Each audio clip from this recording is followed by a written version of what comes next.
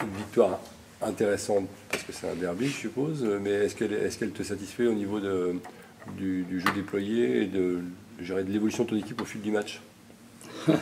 Victoire intéressante, pas parce que c'est un derby, parce que c'est notre premier match à Ouais, domicile voilà. et qu'il faut qu'on lance notre saison à domicile. Surtout après 2 défaites, dont une peu difficile à patcher. Ouais. Donc c'est toujours bien de gagner, de commencer un championnat à domicile par une victoire. Après on a eu des hauts et des bas dans le match. On a très bien commencé. D'ailleurs on a arrêté un petit peu de jouer et Évreux nous a punis tout de suite dans le premier quart-temps.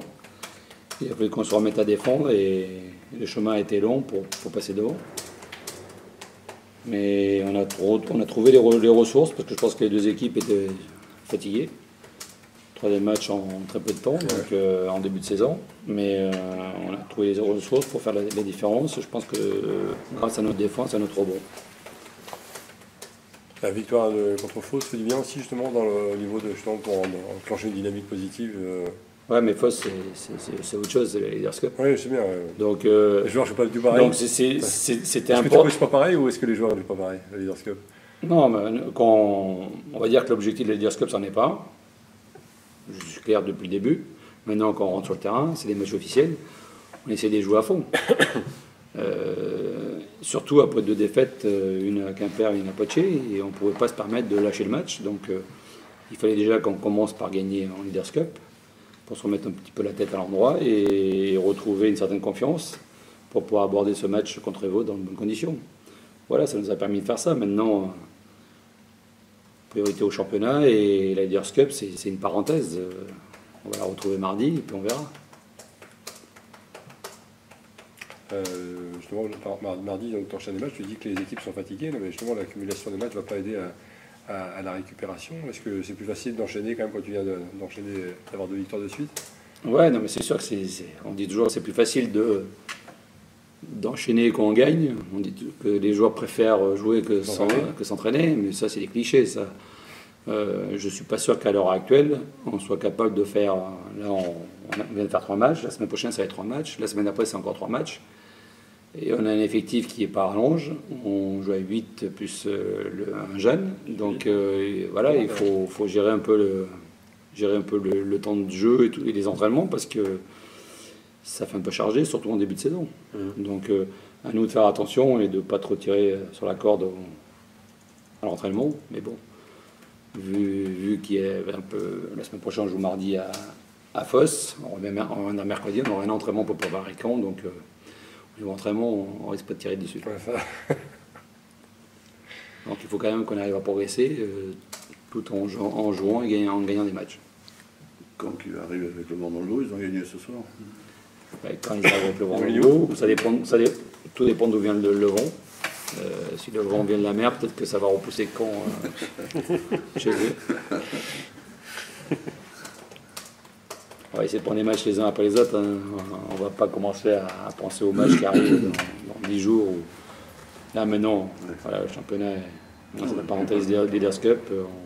On va s'y remettre à partir de dimanche. Se focaliser sur Fos et après on verra. Avec Théo tout à l'heure, on a l'impression que c'est justement dans la première mi-temps que presque vous perdez plus le match en ne creusant pas un écart suffisant. Alors on sait très bien qu'en basket, les matchs n'ont jamais joué à la mi-temps, mais vous êtes vraiment au-dessus du A après un début difficile, avant mener, donc temps là, une bonne dynamique qui se lançait. Et vous avez plus 7, je crois, voilà, dans ces eaux-là. Et on voit que ça n'appuie pas, lui dit qu'on n'est pas des killers, mais est-ce que tu as ce sentiment-là justement d'avoir un peu laissé passer la possibilité de faire un éclat à ce moment-là Oui, je pense que le match, on aurait pu le prendre à différents moments. C'est vrai que cette première mi-temps, le Havre reste en vie grâce à leurs 9 rebonds offensifs. Et que nous, effectivement, il y a des situations de jeu rapide, on charge ou des choses comme ça. On doit tuer et on ne tue pas.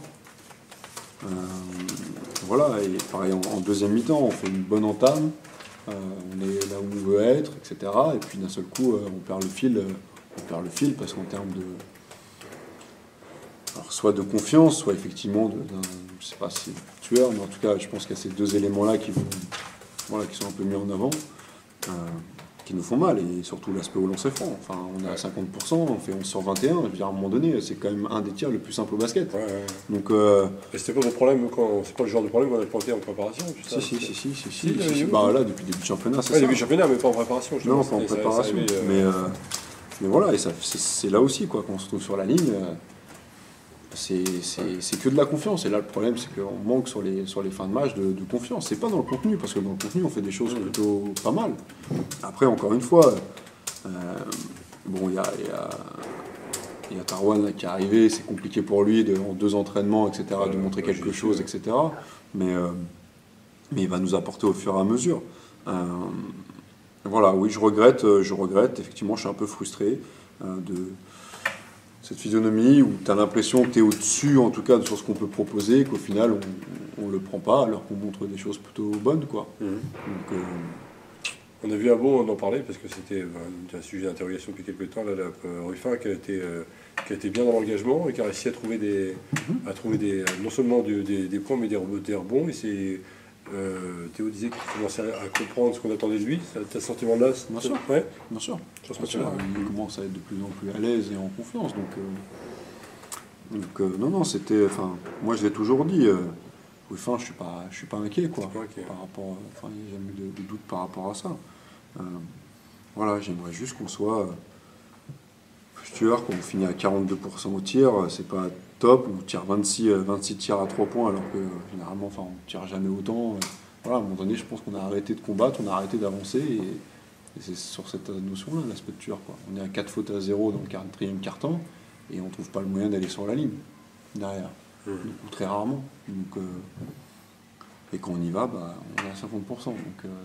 Donc ça m'embête, quoi. Après, encore une fois, j'ai vu des choses vraiment beaucoup plus intéressantes que... Je trouve que le jeu progresse, ça y est. Je trouve que la sortie contre Orléans était plus consistante mardi, et là encore une nouvelle fois. Donc voilà, il n'y a pas de raison de s'inquiéter. Mais il va falloir quand même se... Mais tu sais quand même que 0-3, c'est ça, quand on parlait un peu de Lamberge, ça peut commencer à... Mais c'est ça le problème. Mais le match, peut-être que si on n'avait pas perdu les 2 premiers, peut-être que le match là, on l'aurait pris. Bien sûr. Bien sûr. Parce que dans le contenu, on y est. On y est. C'est juste que faut arriver à tuer le match et à mettre ses lancers francs, être en confiance, et voilà, c'est tout. Parce qu'après, je suis... Tous les domaines, quasiment, on est devant. Bon, on perd des ballons parce qu'on perd le fil du match à la fin, notamment, on perd 3-4 ballons, etc. Mais c'est lié aussi à la confiance. Donc voilà, je suis pas inquiet. Il faut juste qu'on y aille, quoi. On arrête de se poser 15 milliards de questions.